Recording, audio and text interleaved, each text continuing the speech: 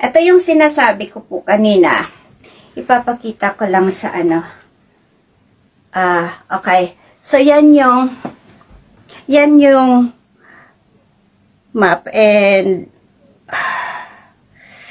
okay. So, nasa gitna ng crater.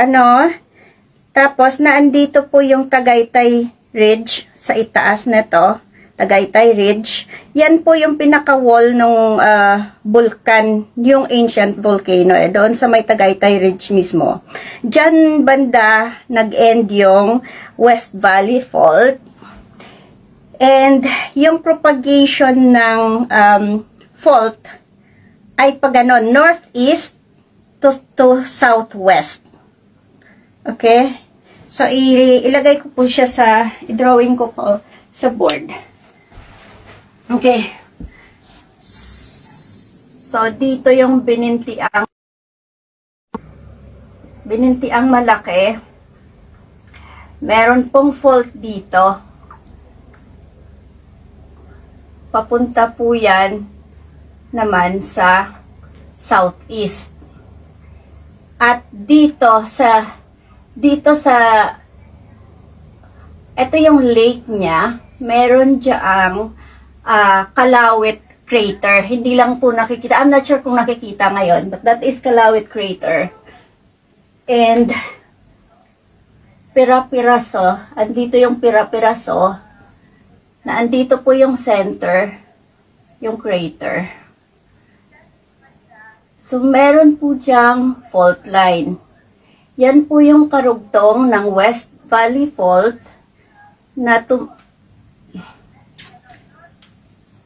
tumatakbo po siya papuntang Pansipit River.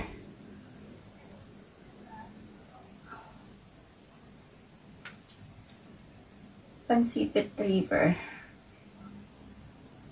Okay. So, dito yung Pansipit River.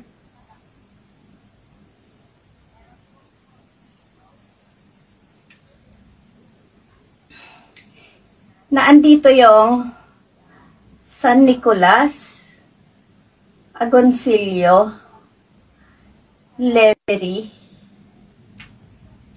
Wait po. Mali po yan. Lemery, Agoncillo, San Nicolas, Talisay dito banda. Okay? So, yan po yung setting niya and landmass po yan dito, no?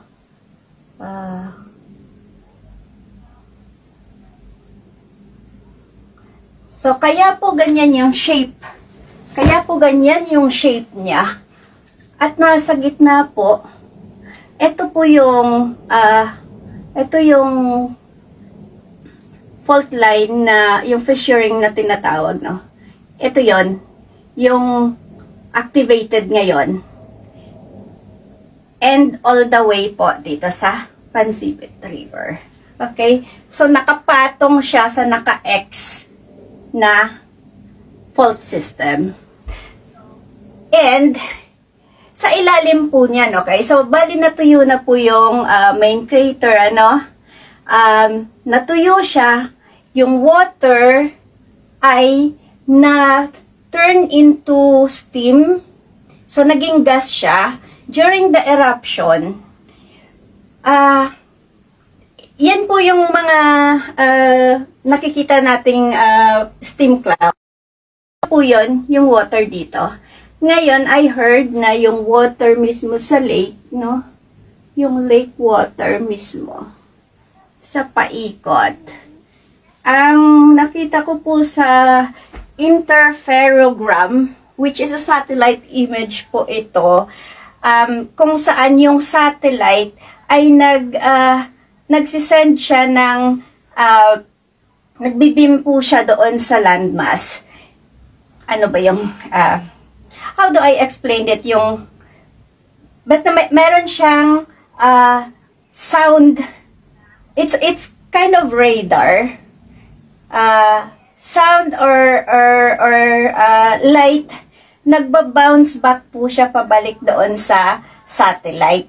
So, makukuha yung distansya ng lupa sa distansya niya doon sa satellite, and i-compare ito, like for example, yung today na radar niya, ang mangyayari, i-compare ito sa pre-eruption na distansya niya sa satellite. Doon malalaman kung namabaga yung aling particular na ano, kasi yung height netong bandang, etong area na to, tumaas ng, kahapon kasi na data na nakita ko ay tumaas siya ng 3 centimeters. Ibig sabihin, yung lupa sa ilalim dito ay namaga ng 3 centimeters. Dito banda ay merong pamamaga din, between, ang nakita ko is 0.5 to 1 centimeter. Pero kahapon pa po yon. Yung data po today, hindi ko pa po alam kasi hindi pa nila napoprocess. At usually gabi na send sa amin yung information eh. So, matagal po kasi ina-analyze po yan ng machines, ng system para makalculate yung mga distansya by pixel po kasi yan eh. So, okay. So, yung area na namamaga at the moment ay, ito po, itong area na to is southwest. Southwest. Okay? And northeast. Pero, naandito mostly yung pamamaga niya. And this is why yung Lemery, Agoncillo, at San Nicolas ay highly fractured po. So, i-explain ko sa inyo ano ba yung nangyayari sa ano. Although, ang earthquake data na pumapasok ay bumaba na yung pagyayanig, ano, in Tagalog, yung pagyayanig ng ground ay pababa yung trajectory ng earthquake. Okay? Which is good. Yung sulfur level, however, ay pataas. Ano po yung ibig sabihin nun? So, i-explain ko po sa inyo yung lake water sa main crater ay natuyo po. So, hindi totally. May mga areas na natuyuan or nakita ko around this part dito ay medyo nawalan ng tubig. And may ibig sabihin po yan, nasaan yung water na punta. Ang nakita ko po kasi yung area na ito naman ay lower.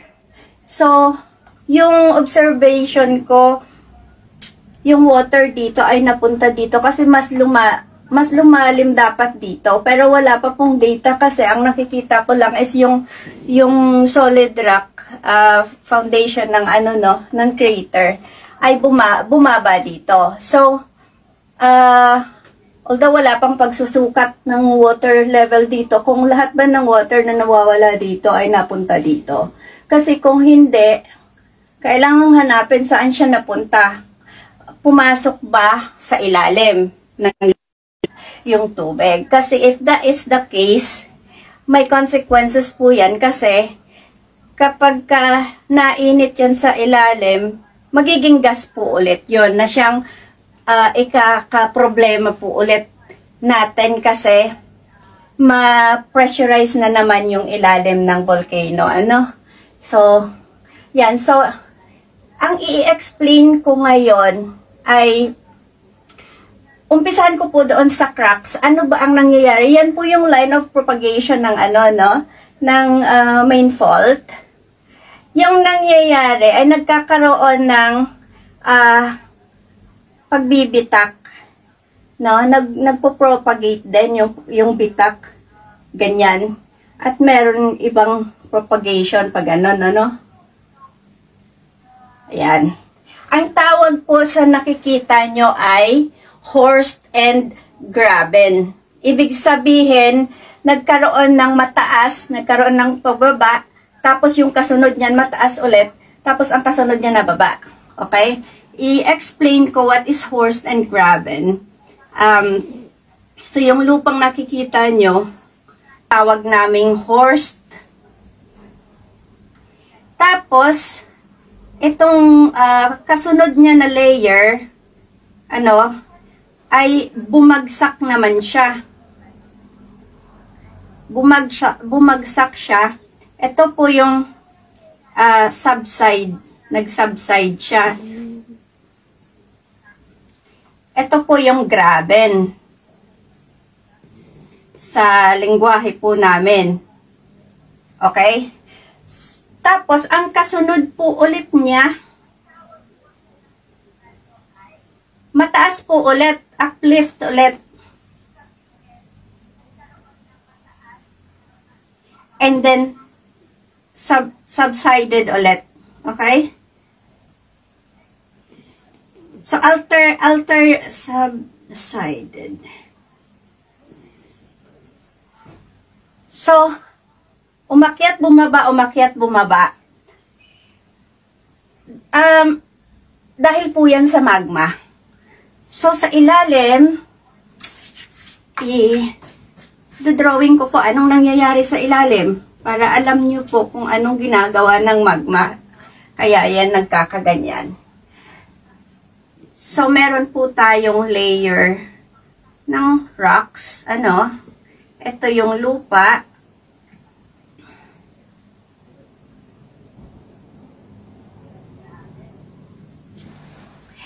Yung magma po, umaakyat.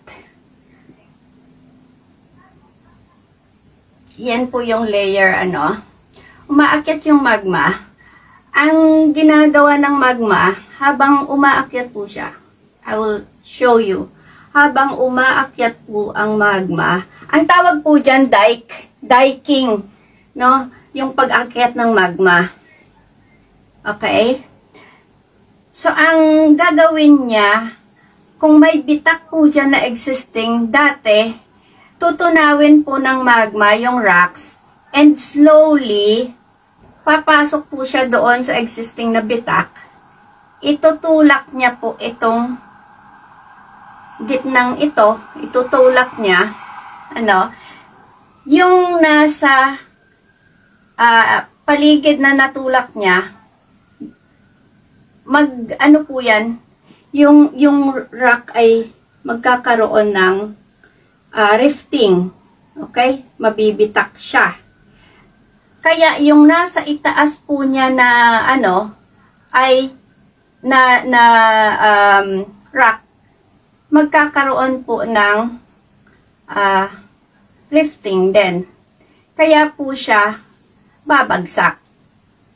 Okay? So, magkakaroon na siya ng pagbagsak po dito. Kaya, dito naman tataas naman kasi nawalan na po siya nung strength na nag-i-stabilize. Itong side naman na to ay aakyat. Okay? And same thing yung mangyayari kasunod, may magma ulit. So magkakaroon ulit ng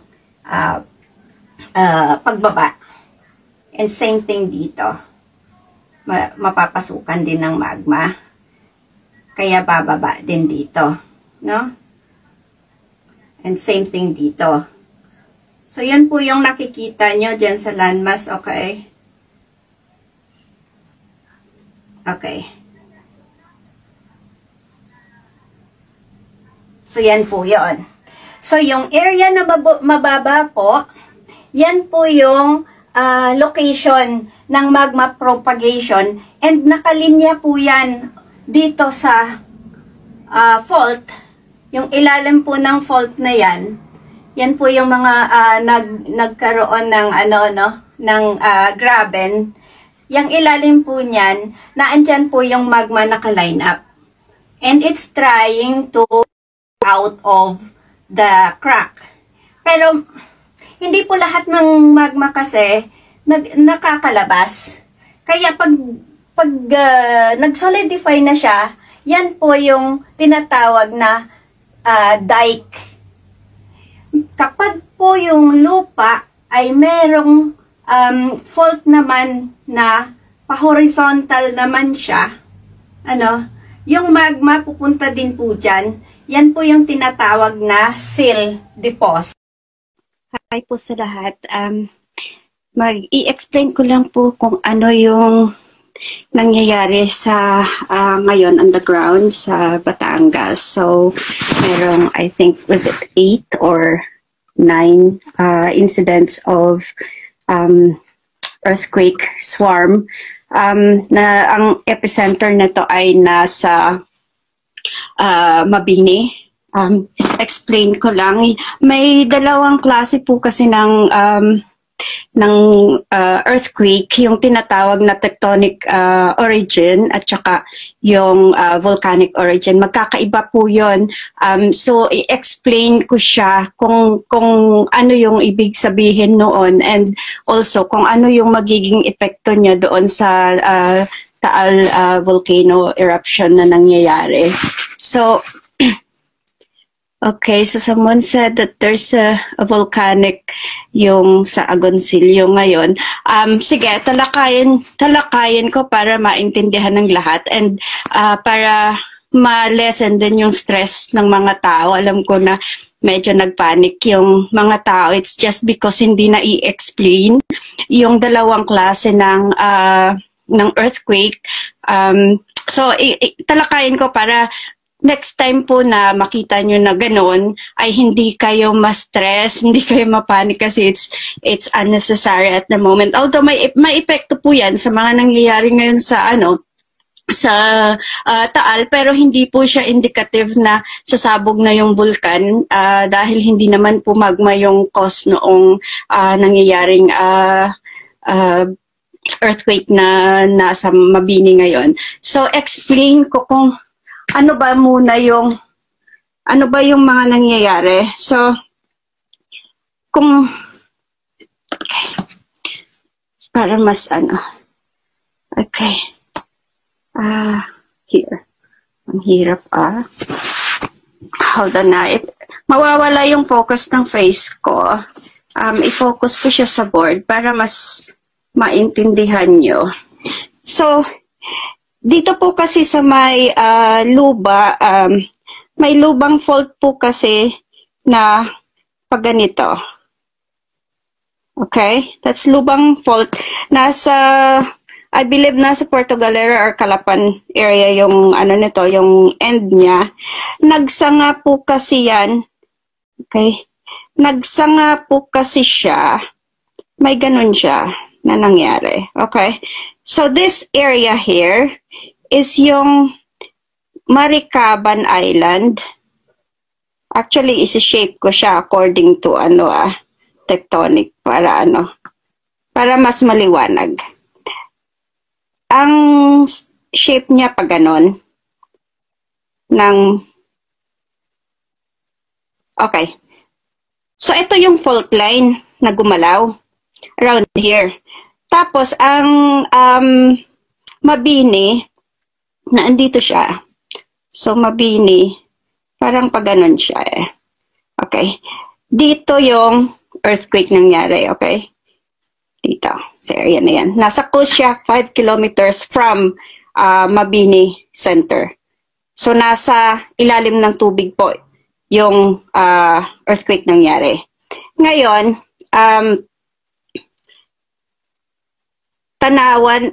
Tanawan ba yung nakasunod dito na town? Tanawan, if I'm not mistaken. And then, naandito yung Taal Lake.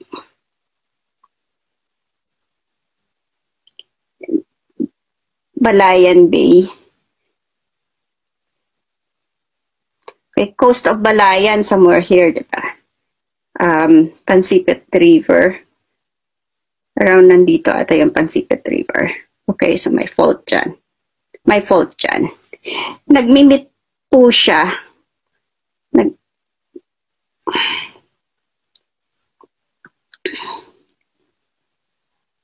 Mahaba po yung fault na yan So, nag-meet up siya doon. May intersection siya na part. Okay? Nilalagay ko siya para yung yung magiging reaction ng vulkan. So, we have the volcanic island here, kung saan ang activities. Naandito yung mga horst and graben areas, okay? So, faulted, highly faulted itong area na to. Actually, hanggang yan doon. Okay? So, ngayon, ano ba yung nangyayari dito? Bakit nagkaroon ng fault? Magkarugtong yan eh. Ito na yung landmass. Landmass na yan ng Batangas. Okay? Batangas landmass na yan. So, yung tectonic rupture, ang nangyari po dyan, na-explain ko na ang nasa ilalim ng Batangas ay merong nagsasabdak na plate, na Eurasian plate. Okay? Yung itaas niyan ay ang landmass ng Batangas. Ngayon, yung fault, nanggaling po ito dito, somewhere in this plate, ay merong stress. Na-stress yung lupa dito, and ang posibilidad nito is either dahil sa dami ng magma na tinunaw and nagkaroon ng weakness. Hindi ko alam pa kung saan banda sa plate yung nagkaroon ng weakness, kaya nagkaroon ng rupture. So, ang kalupaan po nito na nasa Batangas, kung ang epicenter ay nasa Mabini, kung ito yung Mabini, nandito yung sentro ng Mabini, at meron siyang kumbaga nasa coast ito, in between Maricaban and Mabini eh. Nasa dagat, 5 kilometers away from the island itself. Oh, my dog. No, again! Alright. Pasensya na po. Yung aso ko talaga. Okay. So, ang magiging epekto po niyan, sa Taal, i-discuss ko mamaya. I-explain ko muna. So, kung nandito yung na-rupture or nagka-crack, or possibly kung anumang klaseng displacement ang nangyari, basta nagkaroon ng displacement dito, na-stress yung nasa itaas na kalupaan, kaya nagkaroon ng earthquake. Okay? Kaya yan yon. So, hindi po siya related sa nangyayari sa Taal. Now, explain ko kung ano naman yung sinasabing, babanggitin ko muna. Tectonic plate movement ay higher magnitude yung mga earthquake po niyan. Yan yung mga nakakagawa ng 7, magnitude 7, magnitude 6, minsan magnitude 9, mga matataas na magnitude, okay? Those are the big ones na tinatawag. Ngayon, ang volcanic earthquake ay mahihina po ito. So magkakaiba po yung pag sinabing 2.2 or 2.3 ng volcanic earthquake, ito po ay medyo may kalakasan na in terms of volcanic activity. Pag sinabi pong 2.2 or 2.3 ng tectonic cause ng earthquake, maliit po ito. Kasi malalaking earthquake talaga ang nagagawa ng tectonic. And this is regional. Yung volcanic local, ibig sabihin pag local, nasa vicinity lang ng vulkan yung earthquake, yung epekto ng earthquake, okay? So ngayon, discuss ko yung volcanic earthquake. Ang cause naman niya, yung sinasabi kong horst and graben, kagabi, na hindi naman siya naputol doon sa FB live ko. So, yung horst and graben na diniscuss ko kung saan yung layer kung saan merong magmatic intrusion o yung diking, na nakalinya po yan kung nasa ilalim po ng rock, ang makikita mo ay naglilinya doon sa fault, sa crack, yung magma. Okay? Pero meron pa po siyang bato na makapal, around 1 kilometer ang estimate ko, na nasa itaas ng dike ng magma intrusion. So, ang nangyayari sa earthquake na volcanic in origin, ito po yun yung pagtaas, pag-akyat ng magma. At yan po yung inaabangan natin para maging indicative kung sasabog ba yung taal. So at the moment, dahil tectonic siya, hindi po siya isa sa mga indicators or tinatawag na precursor na sasabog na nga yung vulkan. So, wag po kayong ma-stress dito sa mga tectonic type ng kung ang in terms of kung puputok ba ang vulkan kapag merong mga earthquake. I-divide nyo po. Nakikita nyo, alam ko marami nagpa-follow sa PhilVox. I-separate nyo po yung sinasabi nilang origin tectonic. I-separate nyo po yon, hindi po siya directly related sa nangyayari dito. However, dahil sa closeness noong Mabini sa Taal volcano, meron po siyang effects. Yung epekto po nito, dahil highly fractured na nga po itong Lemery area, Agoncillo, I believe San Nicolas, Laurel, Talisay area. Yung magiging epekto lang po nito dahil sa highly cracked na po yon, posible po na yung mga cracks na yon lumaki. So yung mga lumalaking cracks, ibig sabihin, posibleng at magnitude 4.1, I believe 3.3, yung mga magnitude na yon medyo may kalakasan. So posible po na yung mga cracked area na ay mas lumaki yung crack. Okay? So, kung mas lumaki yung crack niya, posible po na magkaroon ng paglabas ng lava doon sa mga areas na yun. Pero hindi na, kapag po kasi lumabas yung lava or mga vents, mag-opening ng vents, yung parang umuusok. Mga gas po yun na galing sa magma or hydrothermal vent. Kaya ang best po na dyan is wag po kayong magpanik kung may nakikita kayong pag-usok. Nagdidigasing po. Actually, ikakabuti po ng vulkan yan kasi magbabawas siya ng pressurized gas doon sa ilalim ng ng lupa. And makakatulong po yan. Kahit nga po lumabas yung yun nga ang best scenario talaga is magkaroon ng kahit papaano lumabas yung magma kasi ma-relieve yung stress ng lupa sa ilalim ng bulkan. Kung mailalabas niya yung magma, kailangan po niyang mailabas kasi punong-puno na o overripe na yung mga magma chambers, punong-puno na siya and punong-puno na ng pressure sa ilalim ng bulkan. Kung magkaroon po ng fountaining somewhere around Lemery, yung Pansipit River area, or magkakaroon ng vents dyan, or yung fumaroles na tinatawag, para po siyang maliliit na butas yung fumaroles, tapos may lalabas na usok po doon.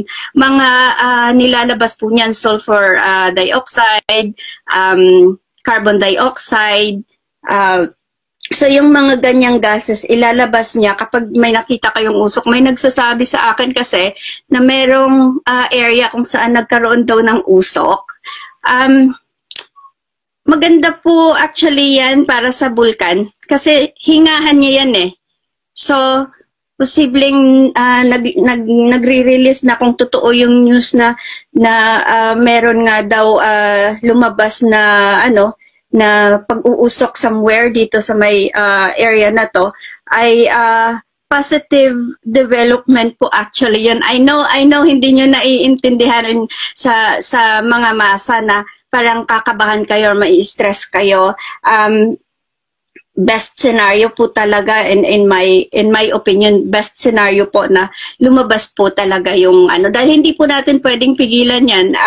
Kapag yung dasal ng lahat sana tumigil na yung activities ng bulkan, the more po na tumitigil siya, the more na pinapahaba niyo po yung stress niyo.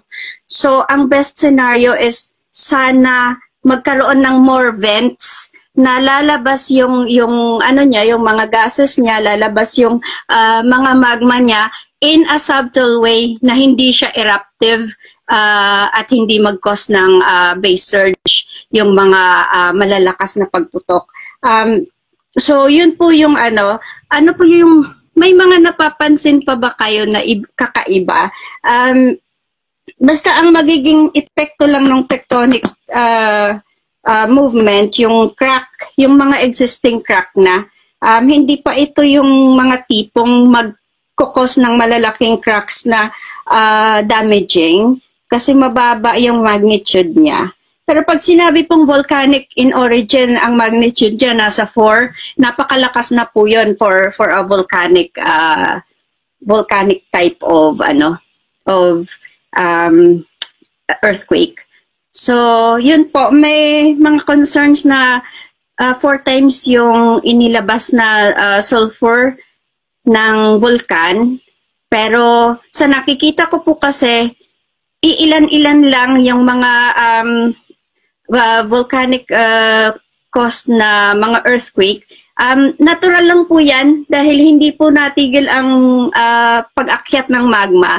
So may mangilan-ngilan po na makikita kayo na nagkakaroon ng volcanic caused na na earthquake, ay normal po yan. So dapat po yung magiging reaction nyo kapag hindi swarm, yung tinatawag na swarm, yung sunod-sunod at napakarami, ibig sabihin po yan, madaming magma ang pumapaakyat. Pero kung mga iilan-ilan lang, ay normal lang po yan kasi patuloy naman yung pag-akyat, yung pag-feed. Patuloy yung pagtutunaw ng magma dito. Continuous po yan. So patuloy din po siyang aakyat sa itaas. Okay, pero hindi po yan lahat ibig sabihin na aakyat sa taas ay mag-aano na siya, ma-breach na niya yung rock na, ito yung cup na tinatawag. Kung sa bote po ng champagne or Coke, kapag inalog mo yung Coke, nagkakaroon ng pressure sa ilalim. So kapag binuksan mo yung takip ng Coke, sisirit na yung yung gas palabas. Ganon din po yung vulkan. So, ito may takip din siya. Ito yung rock na matibay na mahirap po siyang i-breach. Pero kapag na-breach po yan, yan na po yung pagputok. So, at the moment, wala pa naman pong breaching na nangyayari. Yung nasa gitna dito, normal lang po yan na magkaroon ng breach dyan kasi may existing na talaga siyang fault. So, lahat ng magma sa magma chamber ay dito po natakbo dahil may existing fault na po dito. Butas na po yan, ever since butas na po yan. So, dyan yung takbo lahat ng yung volcanic magmatic veins ay dyan po ang diretso. Naghahanap po kasi talaga yan ng butas na malalabasan ang magma. Okay, so ang nagdadrive sa kanya ay yung gas. Nauuna po yung gas. Nauuna yung gases. Tapos nakasunod yung magma. So yung gas yung nagka-crack sa lupa. Gas yung magka-crack dyan. Kasunod na niyan yung magma. Okay? So ganun po yung nangyayari. So at the moment po, ang dami pong pasensya na po doon sa mga nag-message sa akin. Hindi ko po nakikita yung mga message nyo. Tapos nakita ko lang po today, this morning, nasa spam po pala. So hindi ko po masasagot yung mga messages nyo. Sa Facebook Live na lang po ako sasagot kasi yung yung dami nasa tens of thousands yung mga private messages, which I don't have time po kasi nasagutin isa-isa yung mga katanungan nyo. Kaya pasensya na po muna sa lahat na hindi ko masasagot. Hindi ko po ine-expect na ganun kadami po yung mga yung mga tanong, and siguro because nga hindi na i-explain on the ground, ang daming worried.